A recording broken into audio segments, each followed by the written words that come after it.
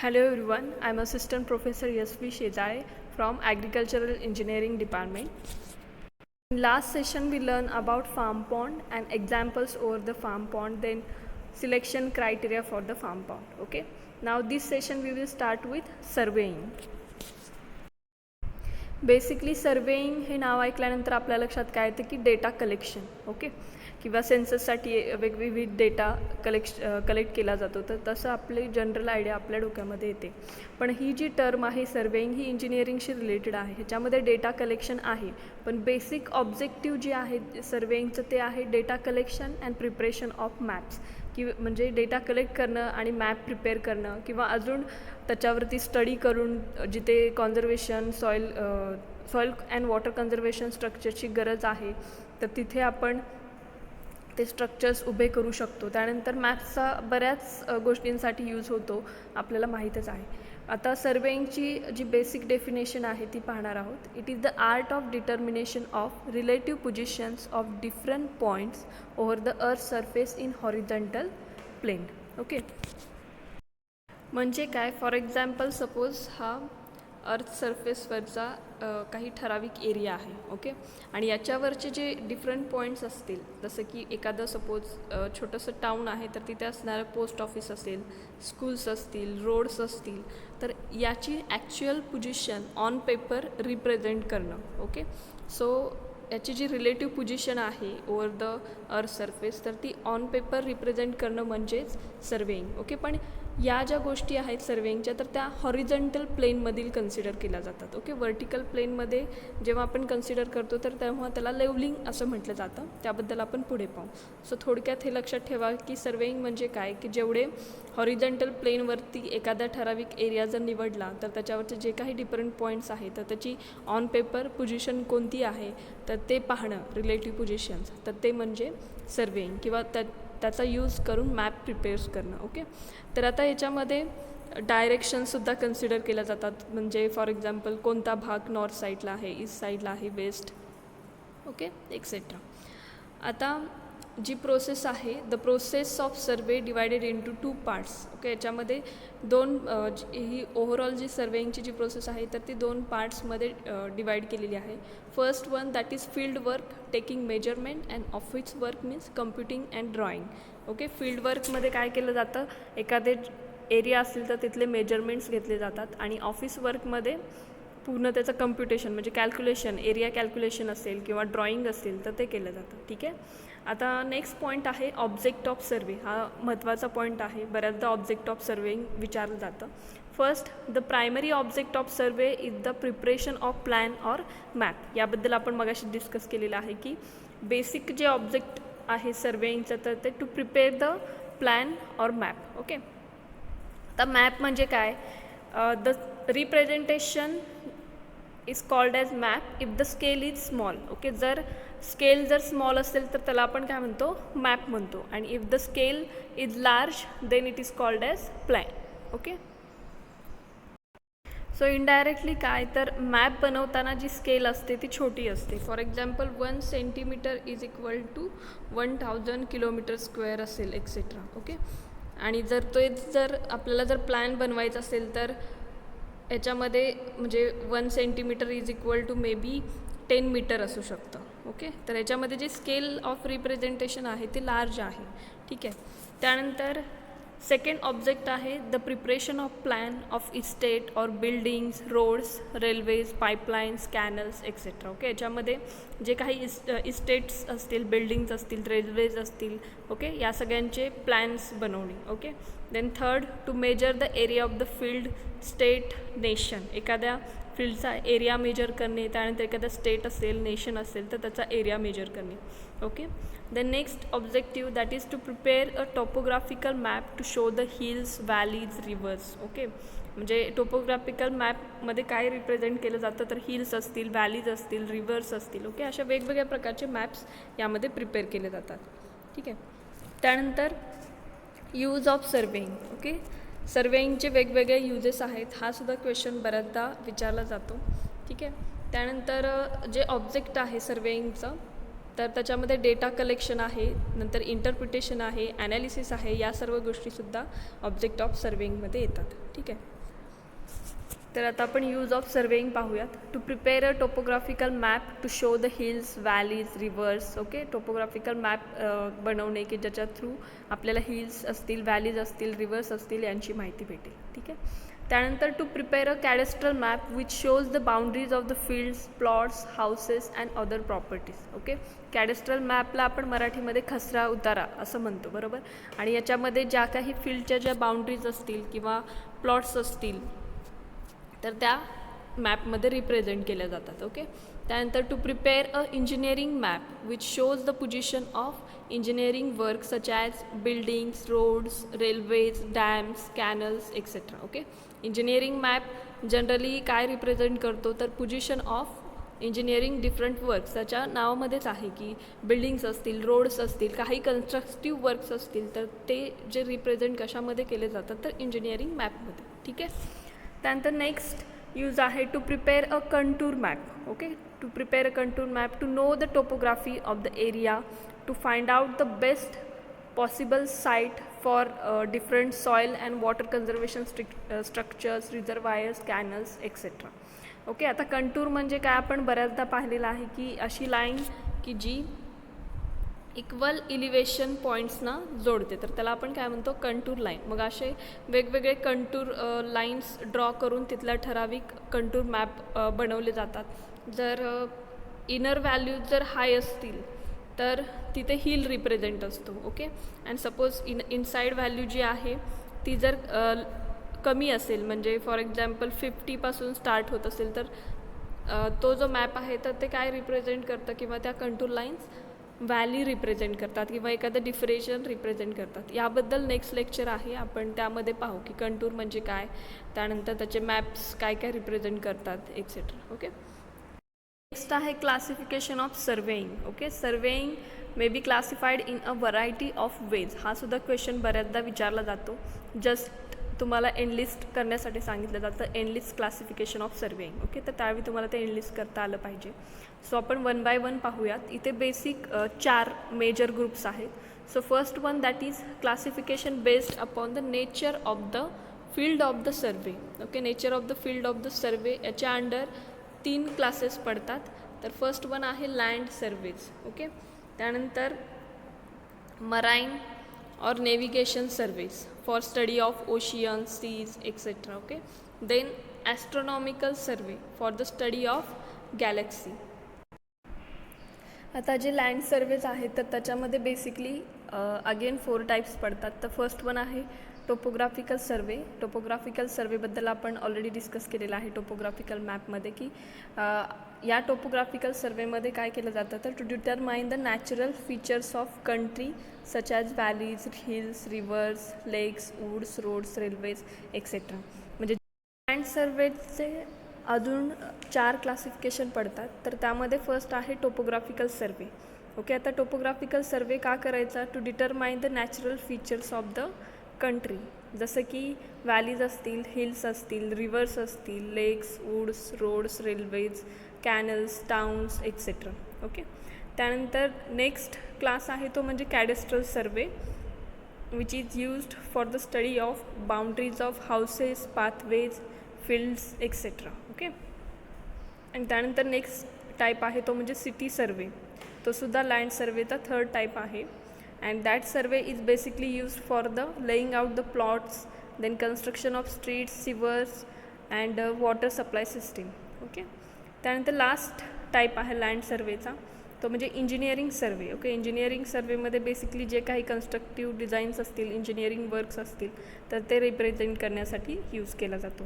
आणि engineering सर्वेचे again 3 classes पडतात. तर त्यामध्ये फर्स्ट आहे reconnaissance survey that is used for the determining the feasibility and rough cost of the project. Okay, म्हणजे त्या प्लेसची फिजिबिलिटी किती आहे त्याचबरोबर रफ कॉस्ट किती आहे तर हे काढण्यासाठी रिकग्नायझन सर्वेचा वापर केला जातो. ओके, त्यानंतर preliminary survey. Okay, that is the next class of engineering survey. Okay, आणि engineering survey it is the class of land survey. Okay, so preliminary सर्वेमध्ये that basically used for the collecting more precise data and to estimate the exact quantities and cost. Okay, preliminary सर्वेमध्ये जास्तीत जास्त precise किंवा accurate data collect करण्याचा प्रयत्न केला जातो आणि एक्झॅक्ट क्वांटिटीज किंवा कॉस्ट काढली जाते. ओके, आणि थर्ड त्याच्यामध्ये सर्वे आहे तो म्हणजे location of survey. Okay, and this survey is used setting out the work on the ground. Okay, एखादं वर्क आपल्याला एखाद्या प्लेसवरती जर कन्स्ट्रक्ट करायचं असेल तर त्याचं लोकेशन एक्झॅक्टली फाइंड आउट करणं, त्याचं साईट सिलेक्शनचे क्रायटेरिया फॉलो करणं, ह्या सर्व गोष्टी लोकेशन सर्वे अंडर येतात. Okay, now the second major group that is classification based upon the object of survey. एखादा तुम्ही सर्वे करता तर उद्देश ठेवून एखादा ऑब्जेक्टिव्ह ठेवून जर करत असाल तर त्याच्यामध्ये अगेन 4 टाईप्स पडतात. So first one that is archaeological survey. Okay, archaeological survey basically used for the study of ancient places and relics. Okay, म्हणजे ज्या काही पुरातत्व गोष्टी आहेत तर त्याचा स्टडी करण्यासाठी आर्किओलॉजिकल सर्वेचा यूज केला जातो. ओके, त्यानंतर geological survey for determining the different strata in the earth crust. Okay, जमिनीमधले जे काही लेयर्स आहेत किंवा रॉक्स असतील तर त्यांचं स्टडी करण्यासाठी जिओलॉजिकल सर्वेचा यूज केला जातो. ओके, त्यानंतर नेक्स्ट आहे mine surveys. Mine surveys generally used for the exploring mineral wealth such as gold, coal etcetera.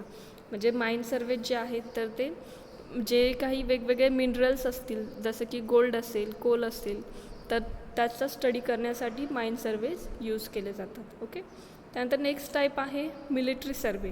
Okay, for determining the points of strategic importance for both offensive and defensive points. Okay, military सर्वेमध्ये काय केलं जातं, जे offensive points असतील आणि defensive म्हणजे दुसरी जी country आहे ज्याला आपण ऑफेन्सिव्ह पॉईंट म्हणतो आणि डिफेन्सिव्ह पॉईंट्स म्हणजे जो आपलं बेस कॅम्प्स असतील तर त्याचा ओव्हरऑल जे काही रिमोट सेन्सिंगच्या ज्या टेक्नॉलॉजी आहेत तर त्याचे फोटोग्राफ्स दुसऱ्या जी कंट्री आहे त्याचे जे बेस कॅम्प्स असतील मिलिटरी बेस कॅम्प तर त्यांचे फोटोज असतात किंवा त्याचा GIS किंवा सॅटेलाईट थ्रू स्टडी केला जातो.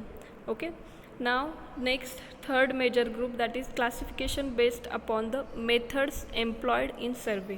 ओके, वेगवेगळ्या मेथड्सचा वापर करून जे सर्वे केले जातात तर ते या अंडर येतात. So first one that is triangulation survey. Triangulation सर्वेमध्ये बेसिकली काय केलं जातं, एखादा लार्ज एरिया जेव्हा सिलेक्ट केला जातो त्यानंतर त्याचा ट्रायंगल्समध्ये जेवढे ट्रायंगल्स करता येतील तर त्याच्यामध्ये डिवाईड केलं जातं आणि प्रत्येक ट्रायंगलचा एरिया सेपरेटली कॅल्क्युलेट करून त्याची ॲडिशन करून त्या एखाद्या एरियाचा टोटल एरिया कॅल्क्युलेट केला जातो.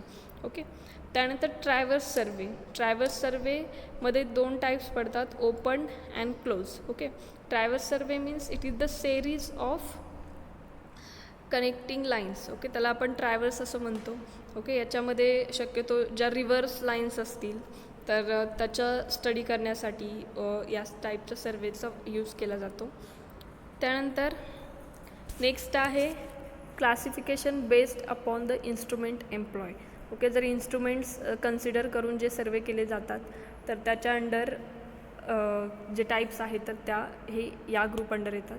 So first one that is chain surveys, theodolite surveys, tacheometric surveys, then compass, plane table, photographic and aerial surveys. Okay, त्यानंतर नेक्स्ट पॉईंट आहे, इथे आपलं क्लासिफिकेशन संपलेलं आहे.